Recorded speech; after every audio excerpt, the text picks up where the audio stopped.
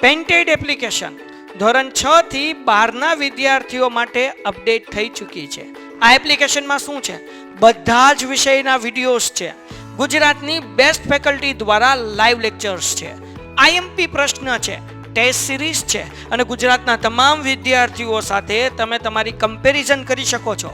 ગેમિફિકેશન છે અને બીજું ઘણું બધું. તો તમે એપ્લિકેશન ડાઉનલોડ ન કરી હોય તો ડિસ્ક્રિપ્શનમાં લિંક આપી છે. હમણાં જ પ્લે સ્ટોર ઉપર જાઓ અને એપ્લિકેશન ડાઉનલોડ કરો.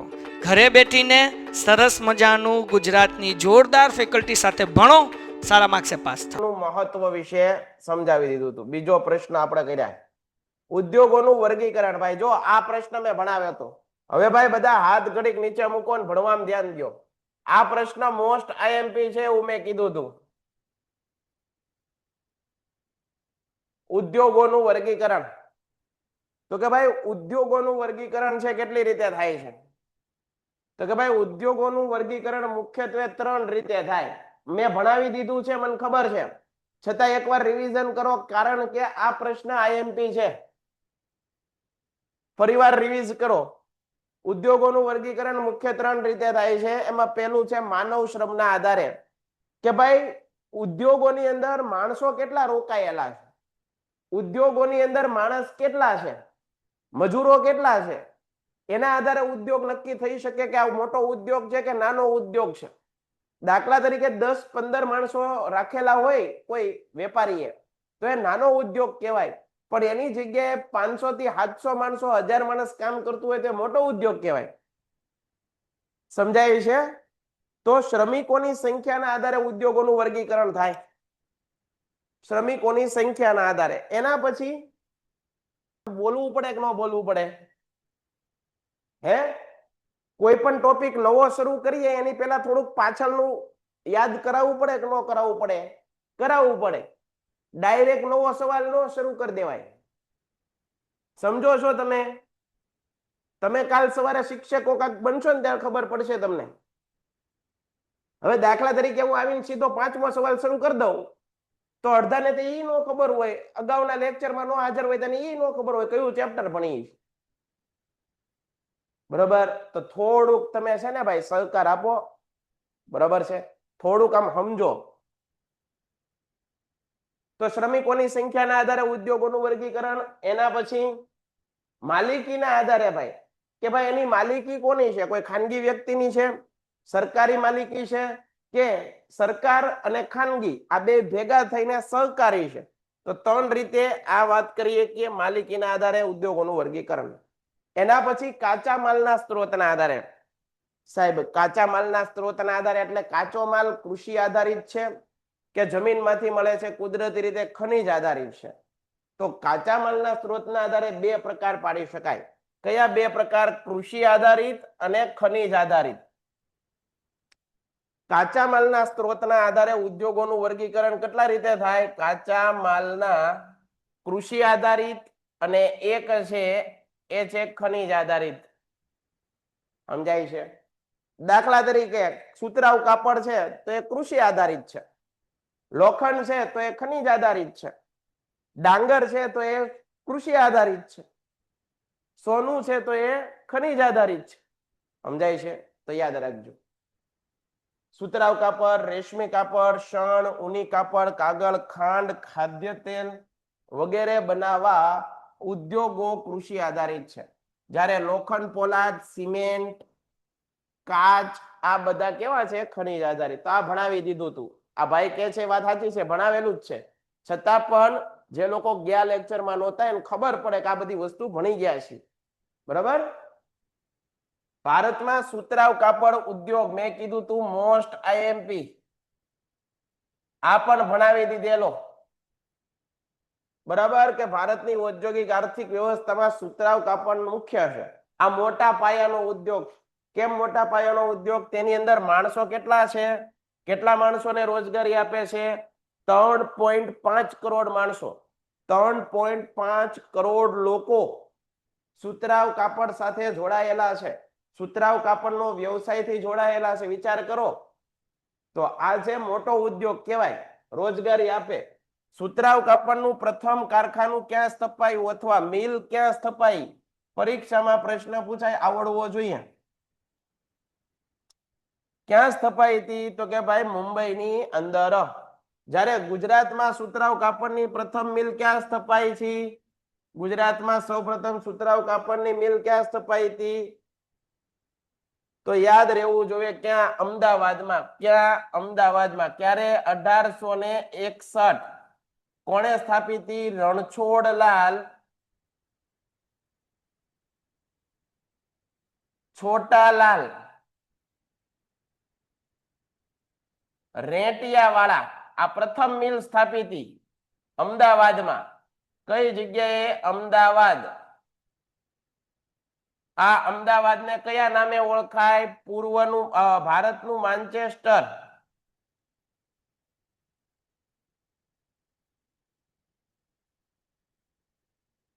અથવા એને કયા નામે ઓળખાય? અથવા ભારતનું બોસ્ટન.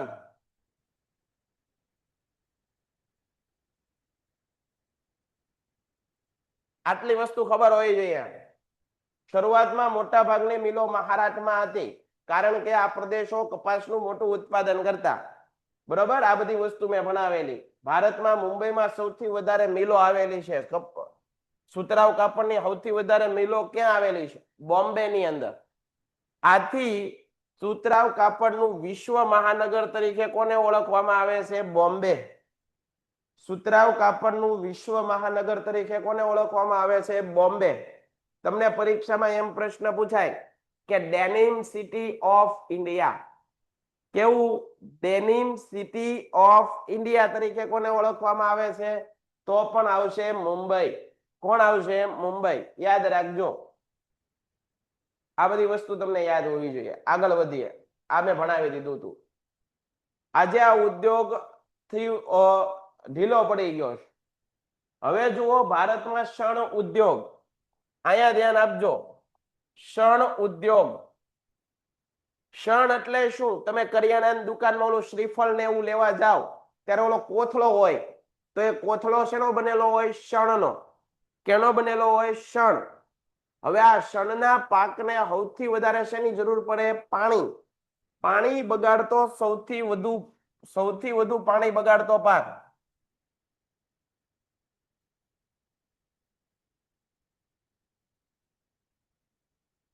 પાણી બગાડતો પાક કયો છે? તો કે ભાઈ શણ.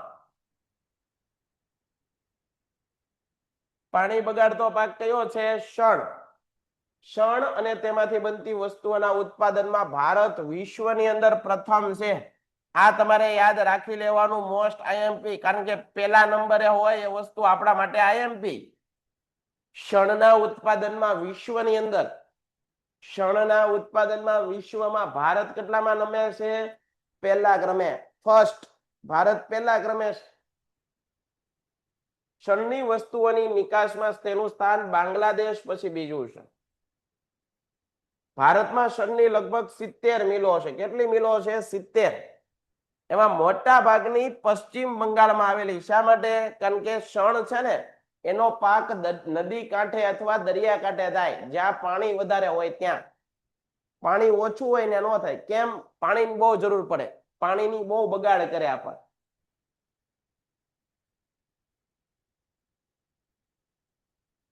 શણની ચીજોનું 80% ઉત્પાદન પશ્ચિમ બંગાળમાં થાય.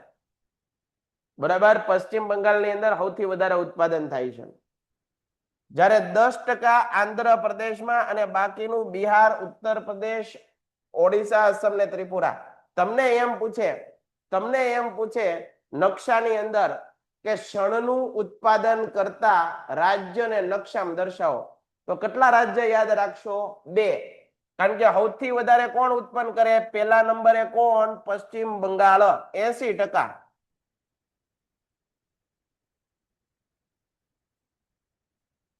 બરાબર. અને બીજા નંબરે કોણ? બીજા નંબરે કોણ? બીજા નંબરે કોણ? બીજા નંબરે કોણ? તો બીજા નંબરે આંધ્રપ્રદેશ. આ 2 જ રાજ્ય યાદ રાખો, વધારે નથી રાખવા.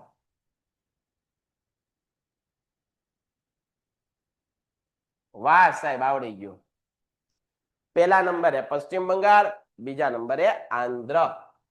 ક્ષણને સંશોધિત કરવા માટે પુષ્કળ પાણીની જરૂર પડે. ચોખ્ખું કીધું ને, પાણી સૌથી વધારે જોવે. ક્ષણને શું જોવે? પાણી. તેથી મોટા ભાગની ક્ષણની મિલો હુગલી નદીના કિનારે, નદી કાંઠે છે. જુઓ, કારણ કે પાણી નદીમાં હોય, નદીનું પાણી વાપરે. બરાબર. આગળ, ક્ષણ ઉત્પાદન ક્ષેત્રોની નિકટતા, સસ્તા પેન્ટેડ એપ્લિકેશન ધોરણ 6 થી 12ના વિદ્યાર્થીઓ માટે અપડેટ થઈ ચૂકી છે. આ એપ્લિકેશનમાં શું છે? બધા જ વિષયના વિડીયોઝ છે. ગુજરાતની બેસ્ટ ફેકલ્ટી દ્વારા લાઈવ લેક્ચર્સ છે. આઈએમપી પ્રશ્ન છે, ટેસ્ટ સિરીઝ છે અને ગુજરાતના તમામ વિદ્યાર્થીઓ સાથે તમે તમારી કમ્પેરિઝન કરી શકો છો. ગેમિફિકેશન છે અને બીજું ઘણું બધું. તો તમે એપ્લિકેશન ડાઉનલોડ ન કરી હોય તો ડિસ્ક્રિપ્શનમાં લિંક આપી છે. હમણાં જ પ્લે સ્ટોર ઉપર જાઓ અને એપ્લિકેશન ડાઉનલોડ કરો. ઘરે બેઠીને સરસ મજાનું ગુજરાતની જોરદાર ફેકલ્ટી સાથે ભણો, સારા માર્ક્સે પાસ થાઓ. પરિવહનની સુવિધા, ક્ષણને સંસાધિત કરવા માટે પૂરતું પાણી હોવું જોઈએ. સસ્તો માનવ શ્રમ, માણસ ઓછી દાડે મળી જવા જોઈએ. બેંકો, વીમાની સગવડ, ઉત્પાદનની નિકાસ માટે બંદરોની સગવડને લીધે પશ્ચિમ બંગાળમાં શણ ઉદ્યોગ કેન્દ્રિત. સાહેબ, શણ છે એનો ઉપયોગ શું થાય? વિદેશી હુંડિયામણ કમાઈ આપે, પરંતુ આજે આંતરરાષ્ટ્રીય બજારમાં માંગ ઘટી રહી છે. સાહેબ, અત્યારે કોથળા બહુ ઓછા આવે છે, પ્લાસ્ટિક આવી ગયું, પ્લાસ્ટિકના કોથળા આવવા માંડ્યા. બરાબર છે, તો એ યાદ રાખજો. ક્ષણનું ઉત્પાદન ખર્ચ વધતું જાય, ક્ષણની જગ્યાએ વપરાતી અન્ય કૃત્રિમ વસ્તુઓ, સ્પર્ધાઓ વધી છે. ભારતનો ક્ષણ ઉદ્યોગ આ સમસ્યાનો સામનો કરે. જો આ બધા કોથળા જુઓ, આ બધા શું છે? કોથળા છે.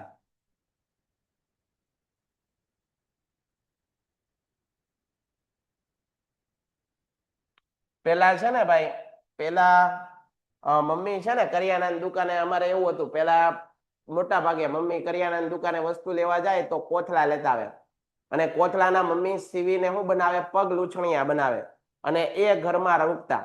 છતાં પણ ઘરની અંદર માણસોને આવકાર મળતો. આજે ઘરની બહાર પગ લૂછણિયા તો બહુ સારા એવા હોય, બરોબર છે, જોરદાર ફૂલ વાળા હોય, વ્યવસ્થિત હોય, પરંતુ માણસોને મહેમાન ગમતા નથી. માણસોની અંદર ભાવના ઓછી થતી જાય છે. એક લગાવ, એક અટેચમેન્ટ એ ઓછું થતું જાય છે. પહેલાના સમયમાં ભલે માણસો આગળ પૈસા નહોતા, પણ માણસોને માણસની શું થતી હતી? લાગણી હતી. આજે લાગણી ઓછી થતી જાય છે. આજે લાગણી ક્ષીણ થતી જાય છે. બરોબર છે. આજે ઘરમાં 10 જણા બેઠા હોય સભ્યની અંદર, તો 10 જણા પોતાની દુનિયામાં હોય. પરિવાર સાથે બેસીને કોઈ પણ એકબીજા સાથે વાત નથી કરતા, મોબાઈલની અંદર રીલ્સ જોતા હોય. તો આ પરિવાર ભાવના છે એ દિવસે દિવસે સોશિયલ મીડિયા થકી ઓછી થતી જાય છે. બરોબર છે. આજે બધા સાથે બેઠા હોય પણ સાથે હોતા નથી. પહેલાના સમયમાં એવું નહોતું. પહેલાના સમયની અંદર બધા હારે બેઠીને જમતા, હારે બેઠીને વાતો કરતા કરતા જમતા. તો આ પરિવાર ભાવના હવે ઓછી જોવા મળે છે, અને જોવા મળે છે તો બહુ ઓછા પરિવારમાં જોવા મળે છે. ભારતમાં વર્ષોથી રેશમના કીડા માંથી રેશમી કાપડ મેળવવામાં આવે છે. રેશમના કીડામાંથી રેશમી કાપડ મેળવવામાં આવે છે. રેશમનું ઉત્પાદન કરતા વિશ્વમાં ચીન પછી ભારત પહેલા નંબરે છે.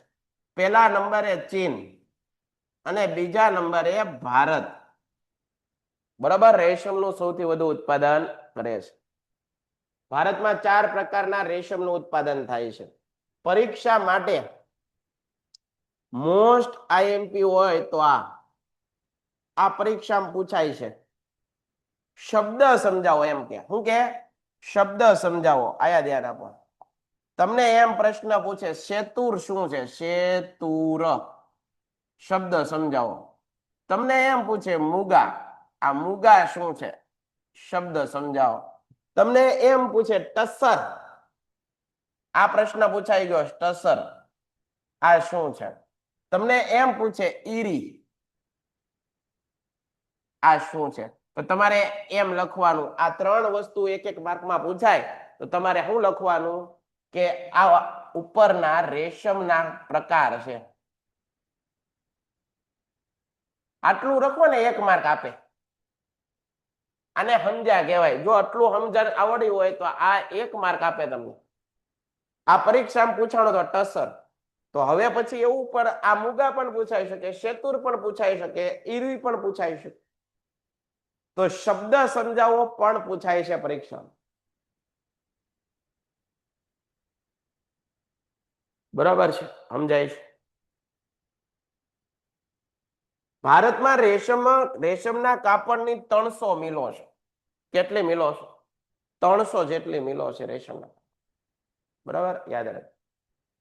ભારતમાં કર્ણાટક, મધ્યપ્રદેશ, પશ્ચિમ બંગાળ, તમિલનાડુ, પંજાબ, જમ્મુ કાશ્મીર વગેરે રેશમનું ઉત્પાદન કરનાર રાજ્યો છે. ભારતીય રેશમના કાપડ વસ્ત્રની નિકાસ મુખ્યત્વે યુરોપમાં. આપણું રેશમી કાપડ યુરોપમાં જાય, આફ્રિકા, મધ્ય પૂર્વ દેશોમાં થાય છે. આ ઉપરાંત જર્મની, સિંગાપુર, યુએસ એટલે કે America, Kuwait, Malaysia, Russia, UK, Saudi Arabia વગેરે દેશોમાં પણ ભારતીય રેશમી કાપડ અને વસ્ત્રોની નિકાસ થાય. આંતરરાષ્ટ્રીય બજારમાં ભારતમાં રેશમ કાપડના ઉદ્યોગને ચીનની તીવ્ર સ્પર્ધામાં સામનો કરવો પડે છે. ચીન સાથે સ્પર્ધા કરવી પડે છે, વિચાર કરો. હવે જોઈએ ભારતમાં ઊની કાપડ, ગરમ કાપડ વિશે. યાદ રાખજો, ઊની કાપડ, ઊન. અત્યારે શિયાળો શરૂ થયો તો હવે ઊનના વસ્ત્ર માણસો પહેરશે, ગરમ વસ્ત્રો. ભારતમાં ઊની ગરમ કાપડ ઉદ્યોગની શરૂઆત કુટીર ઉદ્યોગ રૂપે થઈ. કુટીર ઉદ્યોગ એટલે શું? ઘર બેઠા જે ઉદ્યોગ કરવામાં આવે, નાના પાયા પરનો ઉદ્યોગ કરવામાં આવે ને કુટીર ઉદ્યોગ કહેવાય.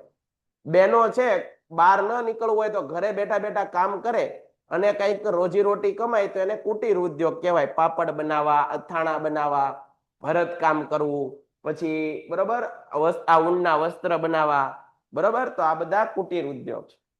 તેની પહેલી મિલ કાનપુરમાં સ્થપાઈ. આ પ્રશ્ન યાદ રાખજો.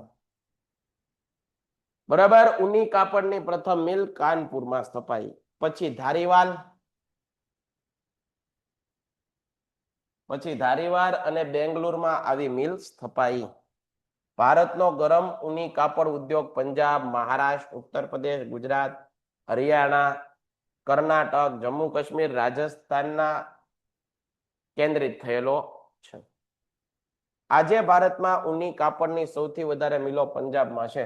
તો આપણે પહેલું ઊન ઉત્પાદન કરતા રાજ્યમાં પહેલું કયું યાદ રાખશું? પંજાબ. કારણ કે ત્યાં મિલો સૌથી વધારે. જો હું કીધું મિલો સૌથી વધારે. એ પછી મહારાષ્ટ્ર. તો બીજા નંબરે કયું રાજ્ય યાદ રાખશું? મહારાષ્ટ્ર.